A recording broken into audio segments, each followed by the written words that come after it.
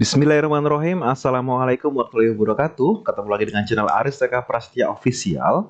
Kali ini saya akan memberikan tutorial baru berkaitan dengan Artificial Intelligence atau AI. Ya, jadi kali ini kita akan berbicara tentang AI, memanfaatkan AI untuk membuat media dan inovasi pembelajaran yang kreatif. Tutorial ini akan ada beberapa video, di mana ini adalah video yang pertama.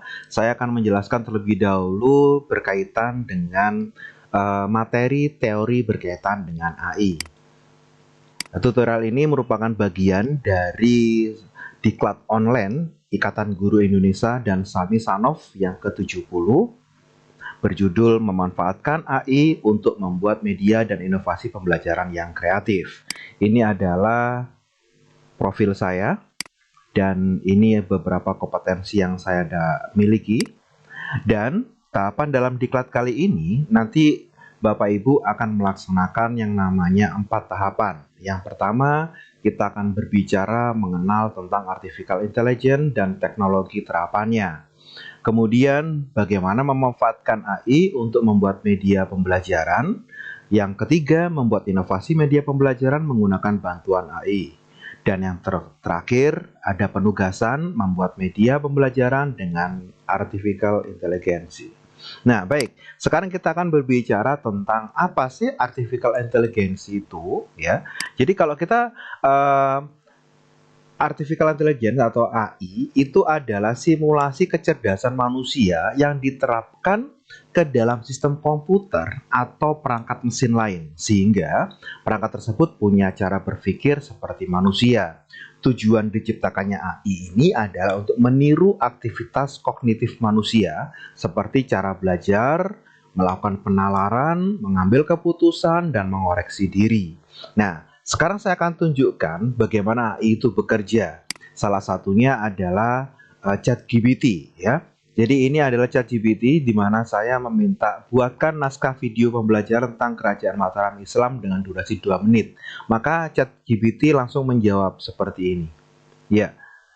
Kemudian ada lagi saya pernah bertanya dengan ChatGPT, buatkan tutorial lengkap cara menggunakan Pictory.ai. Nah, ini sudah dijawab langsung. Dan kita tinggal mengkopinya saja. Nah, ini adalah salah satu memanfaatkan AI untuk kebutuhan guru, ya, itu contohnya. Nah, hasilnya dari AI ini, perangkat yang menerapkan AI dapat melakukan setidaknya satu atau di antara 4 hal berikut.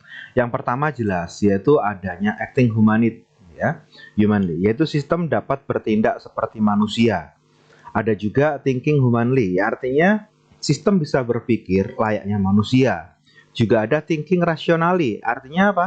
Sistem mampu berpikir secara rasional. Dan acting rationally, yaitu sistem sanggup bertindak dengan rasional. Nah, jadi nanti penerapan AI ini ada perangkat-perangkat yang menggunakan AI, ada setidaknya satu di antara 4 hal tersebut, ya. Nah, bagaimana cara kerja AI itu sebenarnya? Jadi Bapak Ibu, kalau misalkan kita selalu bicara AI itu pandai gitu, AI itu ibaratnya jalan keluar dalam segala masalah, minta apa saja dituruti gitu ya. Sebenarnya ini Bapak Ibu, cara kerja AI sebenarnya, yaitu cara kerja artificial intelligence ini adalah dengan memanfaatkan data yang diinput untuk dipelajari, ya. Di sini, programmer adalah pihak yang biasanya memberikan data sebagai sumber pengetahuan untuk AI. Nantinya, AI akan mengidentifikasi data, menganalisis pola dan hubungan antar data, lalu mengambil keputusan berdasarkan apa yang ia pelajari. Semakin banyak berlatih dengan big data, kemampuan AI juga akan semakin meningkat. Nah, sehingga AI ini mirip sekali dengan cara kerja otak manusia. Jadi kita dikasih inputan data, terus kemudian menghafal, kemudian mengolah, dan akhirnya mengambil keputusan, ya. Disitulah cara kerja dari AI itu sendiri.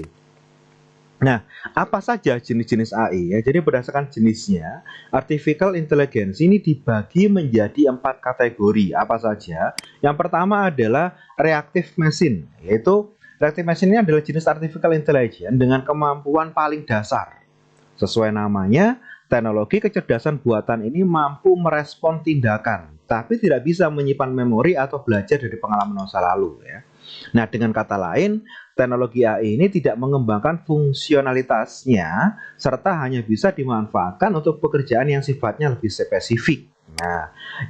Nah, sebagai contoh dari reactive machine ini adalah The Blue, yaitu program permainan catur milik IBM yang pernah mengalahkan juara catur dunia yaitu Garry Kasparov ya. Mesin learning ini mampu mengidentifikasi bidak di papan catur, memprediksi pergerakan lawan hingga mengkalkulasi langkah yang harus ia ambil berikutnya sehingga bisa memenangkan pertandingan. Yaitu adalah yang pertama, yaitu reactive machine. Yang kedua, yaitu limited memory, yaitu jenis kecerdasan buatan yang berupa limited memory, yaitu berbeda dengan reactive machine. Limited memory ini mampu menyimpan memori dan memanfaatkan pengalaman sebelumnya sebagai pertimbangan keputusan di masa mendatang. Artinya, semakin banyak yang mempelajari data, keputusan yang dihasilkannya jadi semakin akurat. Nah, apa sih contohnya? Jadi salah satu contoh penggunaan limited memory pada artificial intelligence adalah mobil tanpa pengemudi ya. Jadi kalau Bapak Ibu sering melihat ya mobil-mobil sekarang ini ada yang nggak ada sopirnya ya, itu menggunakan limited memory ini ya. Teknologi AI ini mampu mengobservasi kecepatan, pergerakan mobil maupun hal lain yang ia temui di jalan. Nah, akhirnya mobil tanpa pengemudi pun tetap bisa menentukan kapan harus berbelok, menyalip, mengerem, semuanya tanpa campur tangan manusia karena dia merekam ya kejadian jalurnya nanti lewat mana saja, di depan ada apa, kecepatan bagaimana, itu sudah direkam sama dia ya. Yang ketiga apa? Yang ketiga adalah theory of mind, yaitu theory of mind ini adalah jenis artificial intelligence yang saat ini masih belum eksis ya Bapak Ibu ya. Pun demikian, Anda wajib tahu bahwa teknologi kecerdasan buatan ini memang akan dikembangkan. Nah, nantinya theory of mind ini tidak hanya bisa meniru cara manusia berpikir, tapi juga memiliki kecerdasan sosial emosional yang serupa. Sehingga AI jenis ini bisa berinteraksi dan memahami emosi dan perilaku manusia. Waduh, ini ya, jadi ini nanti bisa mungkin beberapa puluh tahun berikutnya atau beberapa tahun berikutnya akan muncul robot-robot ya menggunakan theory of mind ini. Nah, yang keempat yaitu self awareness. Layaknya theory of mind, self awareness ini juga merupakan teknologi AI yang belum hadir di masa sekarang. Namun dibanding theory of mind, self awareness artificial intelligence ini jauh lebih canggih. Sebab tak hanya kecerdasan emosionalnya yang mirip ya, self awareness juga tingkat kesadaran seperti manusia seutuhnya. Wah. Jika Anda sulit membayangkan theory of mind dan self awareness, Anda bisa melihat film-film fiksi ilmiah ya. Sebagai asisten virtual maupun robot interaktif ya. Seperti kalau kita lihat film Her atau Jarvis ya dari trilogi film Iron Man, itu adalah contoh dari teknologi AI yang yang ketiga dan keempat tadi, yang itu yang theory of mind dan self awareness. Wow, ini bisa dibayangkan ya, kita benar-benar punya teman ya yang berpikir sendiri bernama AI seperti itu. Nah, apa saja contoh penerapan AI dalam kehidupan sehari-hari? Nah, ini berikutnya ya. Dalam kehidupan sehari-hari, beberapa contoh penggunaan artificial intelligence adalah sebagai berikut. Yang pertama yaitu pembuatan website. Nah, contoh penerapan artificial intelligence yang pertama adalah untuk membangun website. Caranya dengan memanfaatkan tool berbasis AI yang tengah populer seperti ChatGPT. Jadi Bapak Ibu bisa nanti tanya atau seperti ini, saya contohkan aja ya langsung ya Bapak Ibu ya. Misalkan ini ya, kita akan tanya aja ke ChatGPT. Buatkan langkah membuat website. Nah, seperti ini ya. Kita tinggal kirim saja. Nah, maka nanti diolah data kita oleh ChatGPT. Nah, ini membuat tetapi sebenarnya cukup mudah dengan panduan yang tepat. Berikut adalah langkah membuat website. Ini saya nggak ngetik Bapak Ibu. Ini dia berjalan sendiri. Satu, tentukan tujuan sasaran website. Yang kedua, pilih platform website. Yang ketiga, pilih nama domain. Ini sebenarnya dia mengambil data ya, big data tadi ya, sehingga apapun yang dilakukan sama AI ini atau ChatGPT ini adalah sesuatu yang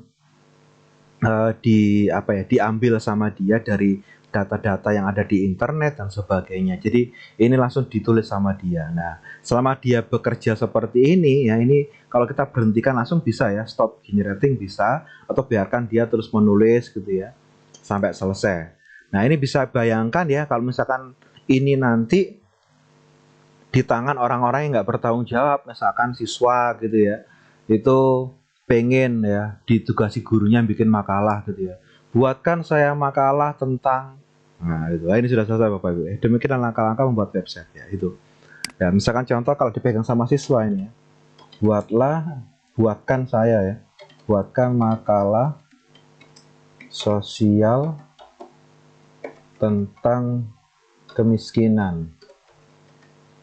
Nah, seperti ini aja. Coba kita cek. Apa yang terjadi? Iya. Dia nulis sendiri dan terus menulis sampai selesai. Ini sebuah makalah ya.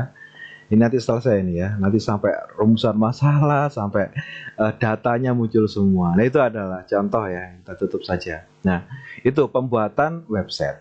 Kemudian ini ya, contoh ya dari AI ya. Kalau misalkan yang tadi saya tunjukkan ya, perusahaan apa saja ditunjukkan sama dia. Terus kemudian ini ya, berikan rekomendasi template atau tema WordPress. Itu ada semua ya. Nah, terus yang kedua apa? Jadi kegunaan AI dalam kehidupan sehari-hari itu ada sebagai layanan pelanggan ya. Contoh artificial intelligence selanjutnya adalah penggunaan layanan pelanggan virtual seperti chatbot ya. Bagi yang belum tahu, chatbot itu adalah program komputer yang bisa mensimulasikan percakapan manusia. Chatbot ini bisa memahami percakapan Anda baik lewat tulisan maupun teks, serta memberikan jawaban yang cepat dan relevan. Mengingat fungsinya, chatbot banyak dipakai di e-commerce, marketplace maupun sosial media ya. Jadi sering kita tanya gitu ya, kalau misalkan di akun bisnis dan sebagainya, apa yang Anda butuhkan? Nah, dia langsung jawab sendiri gitu ya. Itu contoh layanan pelanggan. Terus kemudian untuk iklan ya. Jadi AI ini bisa digunakan untuk iklan dan rekomendasi produk ya. Pasti Anda pernah mencari informasi tentang suatu produk di Google. Nah, apakah Anda sadar kalau iklan atau rekomendasi produk yang muncul baik di berbagai platform bisa saja berkaitan dengan produk yang Anda cari? Ternyata hal ini merupakan penerapan dari teknologi kecerdasan buatan loh. Ketika Anda menjelajahi sesuatu di internet, maka sistem akan menyimpan data Anda. Nantinya AI akan memproses data tersebut ya, sehingga menghasilkan iklan online atau rekomendasi produk berdasarkan data pencarian Anda. Hal ini dipercaya dapat meningkatkan customer experience ketika belanja virtual, sebab produk atau layanan yang muncul di hadapan Anda dipastikan sesuai dengan preferensi Anda, yaitu juga ada untuk asisten virtual ya. Jadi ini contoh ya yang sering saya gunakan, yaitu SmartWatch ya. Berikutnya adalah penerapan kecerdasan buatan bisa Anda temukan di beberapa software asisten virtual seperti Google Assistant, kemudian Apple Siri ya. Fitur AI paling menonjol di aplikasi ini adalah kemampuan mengenali suara serta belajar dari interaksi Anda. Selain virtual assistant, perangkat LOT atau ya IoT atau Internet of Things itu juga banyak menerapkan AI ya. Salah satu contoh jam tangan pintar atau smartwatch yang dapat memantau tekanan darah dan jantung penggunanya. Dari situ pengguna bisa mendapatkan rekomendasi sesuai dengan kondisi tubuh saat itu ya. Juga ada sebagai hiburan. Nah, AI itu dalam sehari-hari kalau Bapak Ibu sering main TikTok gitu ya, itu sebenarnya mau pakai AI juga gitu ya. Mereka bermain-main dengan filter kamera di aplikasi sosial media seperti TikTok gitu ya. Meski sifatnya sebagai hiburan, ternyata hal tersebut merupakan penerapan algoritma dari fitur AI. Untuk dapat melakukannya, mesin kecerdasan buatan ini perlu dilatih dengan data agar bisa membedakan wajah manusia dengan objek lain. Ya, tentu saja masih banyak contoh artificial intelligence di luar sana dan machine learning adalah salah satunya. Anda pasti sudah pernah mendengar istilah machine learning kan? Selain itu Contoh AI juga ada sistem pakar, game online, aplikasi perbankan, dan masih banyak lagi ya. Itu adalah beberapa penggunaan AI dalam kehidupan sehari-hari. Nah, sekarang ya kita akan melihat contoh-contoh website AI untuk produktivitas. Apa saja sih website-website yang bisa kita ketahui yang ada AI-nya gitu ya. Jadi yang pertama ada yaitu OpenAI. Nah, OpenAI ini adalah website riset dan pengembangan produk-produk berbasis AI. Salah satunya ChatGPT. Nah, ChatGPT adalah chatbot yang bisa menghasilkan teks berdasarkan inputan pengguna. Ia banyak digunakan untuk menulis konten, menerjemahkan teks, sampai membuat script coding. Ya, ini yang tadi saya contohkan, Bapak Ibu, menggunakan ChatGPT. Jasper AI. Jasper AI ini merupakan aplikasi AI untuk memudahkan Anda menulis konten. Ia menggunakan teknologi natural processing language yang diklaim punya 10% data dari internet sehingga bisa menulis artikel blog untuk berbagai topik dengan gaya bahasa yang bervariasi. Nah, ini akan membahayakan Bapak Ibu di masa depan. Banyak sekali nanti blogger-blogger nanti yang biasanya menulis pakai pikirannya sendiri, sekarang bisa dibantu sama Jasper AI. Nanti, wah, ini kedepannya nggak tahu ini saya. Apakah nanti banyak orang yang akhirnya karya-karyanya itu dibuatkan sama AI gitu ya. Ada juga Wordtune ya. Wordtune adalah software AI lainnya yang bisa Anda manfaatkan untuk keperluan menulis ya. Namun yang unik, Wordtune bisa sekaligus membenahi kesalahan penulisan, tata bahasa, bahkan melakukan parafrase kalimat. Waduh, ini ya. Aduh, semoga dosen saya ini nggak tahu gitu ya. Bisa jadi nanti para mahasiswa itu bisa pakai ini, Bapak Ibu ya. Ada juga Grammarly ya. Siapa yang nggak kenal Grammarly ya? Tahukah Anda ternyata Grammarly juga merupakan tools berbasis AI. Dengan Grammarly Anda tidak perlu kesulitan membenahi kesalahan tata bahasa, khususnya untuk bahasa asing yang tidak terlalu Anda kuasai. Ada juga Tag2Box ya. Ingin mencari tahu jawaban dari buku? Jika iya, Anda perlu menjajal Tag2Box. Ya, terus AI eksperimental dari Google ini memungkinkan Anda mendapatkan jawaban dari versi buku. Cukup ketikkan pertanyaan Anda dan website ini akan memberi jawaban sekaligus buku yang dicatut. Ada juga AI Image Enlarge. AI Image Enlarge adalah website yang akan membantu Anda mengubah kualitas dan resolusi foto menjadi 2 hingga 4 kali lebih tinggi. Ia sangat cocok digunakan jika Anda memiliki foto dengan resolusi pecah, blur, atau kurang detail hasil tangkapannya. Nah, nanti tukang editing foto bisa tutup ini ya. Ada AI Image Enlarge. Kemudian Bapak Ibu juga bisa mengunjungi nanti Magic Eraser. Nah, ini keajaiban menghapus ini ya. Masih berhubungan dengan fotografi, Anda harus mengenal Magic Eraser ya. Sesuai namanya, Magic Eraser ini dapat membantu Anda menghapus objek foto yang itu tertangkap kamera menggunakan bantuan mesin kecerdasan buatan ya. Jadi kalau kita sering ya ada foto di sebuah tempat dan kita pengen sendirian di objek wisata tersebut dan ternyata di belakang itu bocor, ada ada pengunjung lain gitu ya, kita bisa menghilangkan menggunakan Magic Eraser ini ya. Ada juga Things Translator ya, contoh website AI yang terakhir yaitu Things Translator. Ia bisa Anda manfaatkan untuk menerjemahkan apapun di sekitar Anda. Misalnya tulisan di kemasan produk, cukup dengan mengarahkan kamera smartphone ke tulisan tersebut, maka kita bisa tahu itu terjemahannya apa. Ini sering saya gunakan Bapak Ibu ketika jalan-jalan ke Singapura, ketika jalan-jalan ke luar negeri, yang saya kadang-kadang itu membaca tulisan bahasa Inggris banyak gitu ya. Saya nggak paham ya, tinggal di Things Translator seperti itu. Nah, sekarang kita akan coba ya mengetahui kelebihan dan kekurangan penggunaan AI. Apa sih kelebihannya? Nah, ini kelebihan dari artificial intelligence. Yang pertama jelas meningkatkan produktivitas kerja. Ya, yang kedua meminimalkan kesalahan manusia atau human error, mengurangi waktu yang dibutuhkan untuk mengerjakan sesuatu, mampu menciptakan hasil kerja yang konsisten, mampu bekerja selama 24 jam atau 7 hari tanpa henti. Ya, ini Bapak Ibu, kelebihan dari AI. Nah, terus apa kekurangan dari artificial intelligence? Nah, pasti ada kekurangannya juga ya. Jadi kekurangannya AI ini masih bergantung pada data mining untuk mendapat hasil yang maksimal. Jadi kita harus memasukkan data yang lengkap ya agar AI ini bisa membaca, menganalisa dan memberikan solusi apa yang harus dia keluarkan ya. Itu masih bergantung pada data mini. Pengembangan AI membutuhkan biaya mahal. Wah, ini semoga nanti kedepannya AI semakin berkembang ya, bisa ke arah yang ketiga dan keempat tadi ya. Belum bisa mengerjakan beberapa hal dari aspek yang berbeda. Tenaga ahli manusia untuk mengembangkan proyek kecerdasan buatan belum banyak. Apalagi berita terbaru Bapak Ibu, kalau tahu yang kemarin ya, salah satu guru AI di Amerika itu mengundurkan diri alias takut AI ini akan digunakan untuk kejahatan dan sebagainya, termasuk berita-berita terakhir ya dalam minggu-minggu ini kita sudah tahu ya, yaitu Presiden Amerika itu mengundang pihak Google dan pihak internet ya waktu itu untuk membahas masalah AI ini. Jangan-jangan nanti bisa digunakan untuk hal-hal yang tidak diinginkan seperti itu.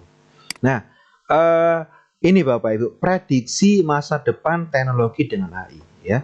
Artificial intelligence adalah bidang ilmu teknologi yang pengembangannya membutuhkan sumber daya besar, baik dari segi biaya, tenaga ahli manusia maupun tingkat kerumitan teknologi di baliknya. Itulah mengapa perkembangan AI saat ini masih berada di generasi kedua, yaitu limited memory tadi ya Bapak Ibu ya, yang belum ada produk kecerdasan buatan dari kategori theory of man maupun self awareness AI yang bisa dinikmati publik. Pun demikian, dengan pesatnya kemajuan teknologi yang tersedia, artificial intelligence yang pada masa depan yang memiliki masa depan yang cerah dan bisa dimanfaatkan dengan skala lebih luas di berbagai industri hingga beberapa dekade ke depan. Nah, itu. Nah, pertanyaannya, siapkah Anda dengan era kecerdasan buatan? Nah, artificial intelligence adalah bukti inovasi teknologi sudah sampai di tahap mendekati kemampuan manusia.